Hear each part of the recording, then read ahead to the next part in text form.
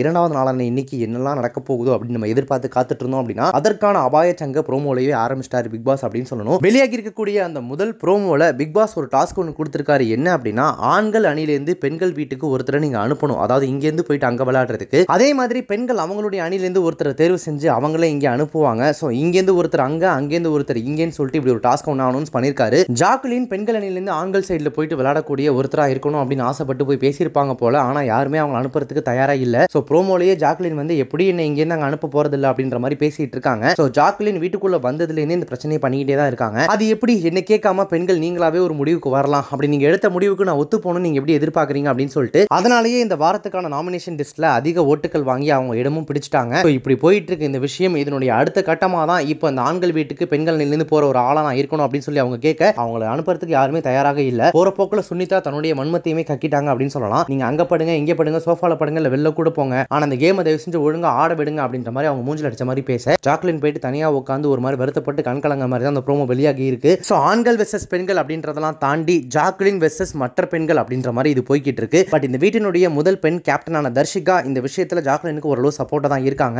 ஏன்னா அவங்களும் ஆரம்பத்துல இருந்து எப்படி என்ன கேட்காம நீங்க ஒரு முடிவு எடுக்கலாம் அதுக்கு நான் எப்படி ஒத்து போகணும்னு எதிர்பார்க்கறீங்க அப்படின்னு சொல்லிட்டு ஜாக்குலினுடைய அந்த கருத்துக்கு அவங்களுமே ஒத்து போறாங்க. ஸோ இந்த வாரத்தினுடைய முதல் கேப்டன் அவங்க அப்படின்றதுனால ஜாக்குலின் பக்கம் நின்று ஒரு சில விஷயங்கள் ஜாக்குலின் எதிர்பார்க்குற மாதிரி அவங்க பண்ணுவாங்க அப்படின்னு எதிர்பார்க்கலாம். பொறுத்து இருந்தா பார்க்கணும் இந்த சண்டை எங்க போய் நிக்க போது. ஜாக்குலின் தன்னுடைய பிடிவாதத்துல இருந்து இறங்கி வருவாங்களா அல்லது மற்ற பெண்கள் கம்ப்ளீட்டா ஜாக்குலினை ஒதுக்குவாங்களா அப்படின்றத பிக் பாஸ் சீசன் 1ல ஓவியா ஒன் ஆஃப் தி கண்டஸ்டண்டா உள்ள வந்து ஏற்படுத்தின தாக்கத்தை யாராலையுமே மறக்க முடியாது. எத்தனையோ சீசன்கள் நடந்து எத்தனையோ கண்டஸ்டன்ஸ் வந்தாலும் எப்பவுமே ஓவியா அப்படின்னா அது ஒரு தனி பேர் தான். அப்படி ஒரு ஆளா அந்த வீட்டில் அவங்க இருந்துட்டு போனாங்க. ஆனா அதற்கு அடுத்தடுத்த சீசன்கள்ல வர எல்லா கண்டஸ்டன்ஸ்லயுமே யாராவது ஒருத்தர் ஓவியா மாதிரியே இருக்க ட்ரை பண்ணி மூக்க உடைச்சிட்டு போறது அப்படின்றது வழக்கமா நடந்துகிட்டு தான் இருக்கு. அந்த வகையில ஜாக்குலின் வந்த நாள்ல இருந்தே தனி ஆளா நின்று எல்லாரையுமே எதிர்த்து நின்று போராடி ஒரு ஓவியாவா தன்னை காமிச்சிக்கிறதுக்கு ட்ரை பண்றாங்களா அல்லது இதுதான் அவங்களுடைய உண்மையான கேரக்டரா எது எப்படியோ அந்த ஸ்ட்ராட்டஜி நல்லா தான் வேலை செய்ய போகுது. இப்படி ஒரு கண்டென்ட் கொடுக்குற ஆள் தான் பிக் பாஸ்க்கு தேவை அப்படின்றதுனால கண்டிப்பா அவங்க அந்த வீட்டில் ரொம்ப நாளைக்கு இருக்க தான் போறாங்க அப்படின்றதுக்கான அறிகுறிகளுமே தெரியுது. ஜாக்குலினோட இந்த நடவடிக்கைகளும் அதுக்கு மற்ற பெண்கள் ரியாக்ட் பண்றதை பத்தி நீங்க என்ன நினைக்கிறீங்க அப்படின்றத கமெண்ட்ஸ்ல மென்ஷன் பண்ணுங்க. இப்போ இந்த வீடியோ ரொம்ப பிடிச்சிருந்துச்சுனா லைக் பண்ணுங்க ஷேர் பண்ணுங்க. நம்ம சேனல் இதுக்கு சப்ஸ்கிரைப் பண்ணாதவங்க யாராவது வீடியோ பார்த்துருக்கீங்க அப்படின்னா மறக்காம உடனே போய் நம்ம சேனலுக்கு சப்ஸ்கிரைப் பண்ணிட்டு பக்கத்தில் நோட்டிஃபிகேஷன் பெல் பட்டனை மறக்காம டிங் அடிச்சிருங்க.